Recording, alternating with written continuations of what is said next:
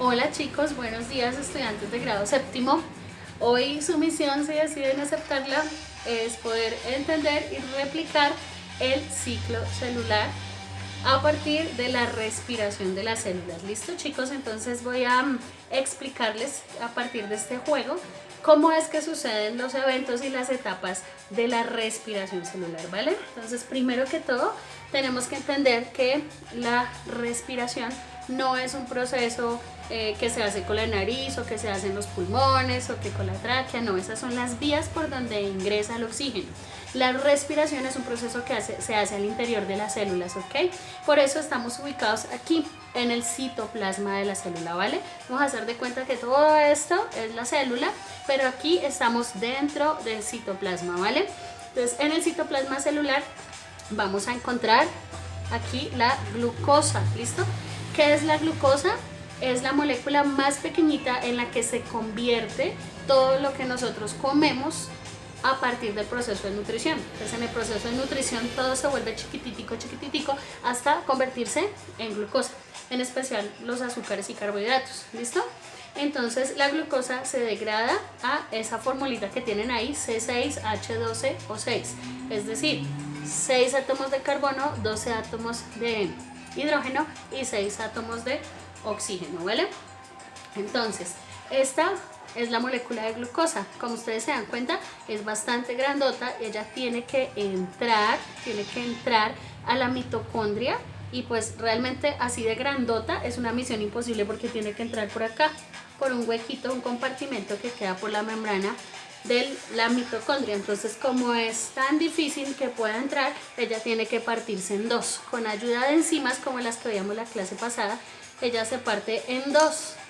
Bien, entonces como se parte en dos, cada nueva molécula de estas va a recibir el nombre de piruvato o ácido pirúvico. ¿Listo? Cada una se llama ácido pirúvico o piruvato.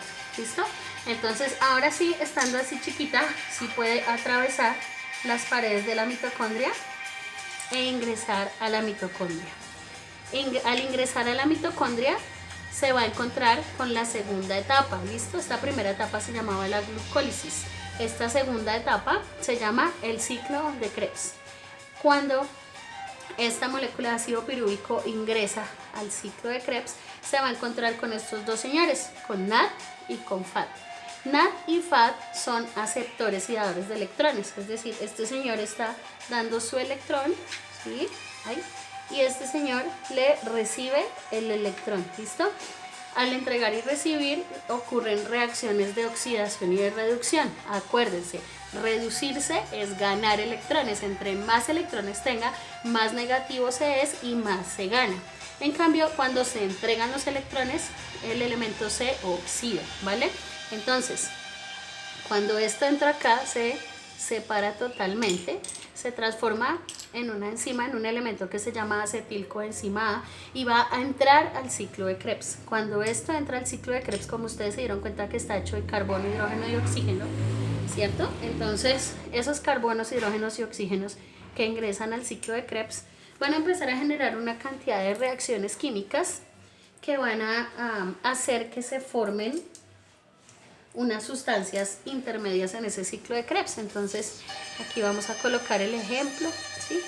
Ustedes de pronto lo van a encontrar con unos nombres muy raros, chistosos como fumarato, oxalacetato, succinato, nombres como esos, nombres chistosos, pero esos son en la cadena que se va formando, en el ciclo que se va formando, se va liberando dos cosas muy importantes. Uno, dióxido de carbono, ¿sí? Va saliendo de estos ciclos, va saliendo CO2, ¿sí? Y va saliendo agua, ¿listo? Por eso de la respiración, uno de los elementos de desecho más importantes es el dióxido de carbono, ¿listo? Cuando se termina este ciclo, entonces se producen, además del dióxido de carbono y del agua, se producen también muchos electrones libres, ¿sí?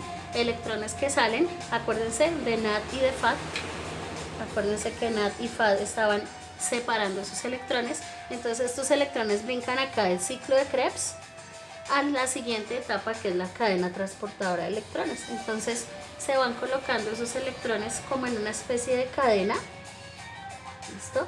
Y nuevamente NAD y FAD actúan acá ¿listo? NAD y FAD actúan entregando, recibiendo los electrones que salen del ciclo de Krebs y los van colocando en la cadenita. Al final de esa cadenita, entonces vamos a obtener muchísima energía contenida en esos electrones. La forma en que nosotros almacenamos la energía es en forma de ATP. Recuerdan que lo vimos la clase pasada, ATP, adenosintrifosfato. Entonces todo este proceso es para que finalmente con todos estos electrones liberados se formen varias moléculas de ATP. Al final de una sola molécula de esta glucosa, solamente de una glucosa, ¿listo? Vamos a obtener al final acá 38 moléculas de ATP. 38 moléculas de ATP solo con una glucosa. Ahora imagínense ustedes cuando nosotros desayunamos o cuando almorzamos, cuando cenamos, cuando tomamos nuestras onces, ¿cuántas miles de millones de moléculas de glucosa ingresan? Muchísimas, ¿sí? Y por cada una obtenemos 38 ATPs, ¿listo? 38 ATPs, es decir que nosotros tenemos energía de sobra, tenemos bastante energía.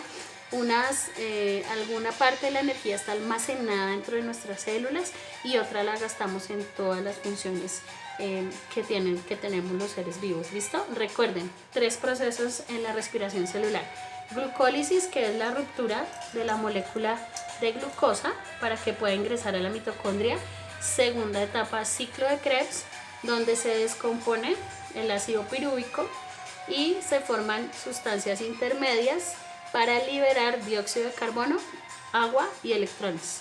Y finalmente la tercera etapa, cadena transportadora de electrones, donde pasan esos electrones que se formaron en el ciclo de Krebs, pasan en una cadena para al final formar 38 unidades de ATP. ¿Listo, chicos? Espero que haya sido un poco más ilustrativo, que lo hayan entendido un poco mejor. Igual siempre recuerden cualquier duda por Hangouts o por el Classroom. Dios los bendiga. Bye, bye.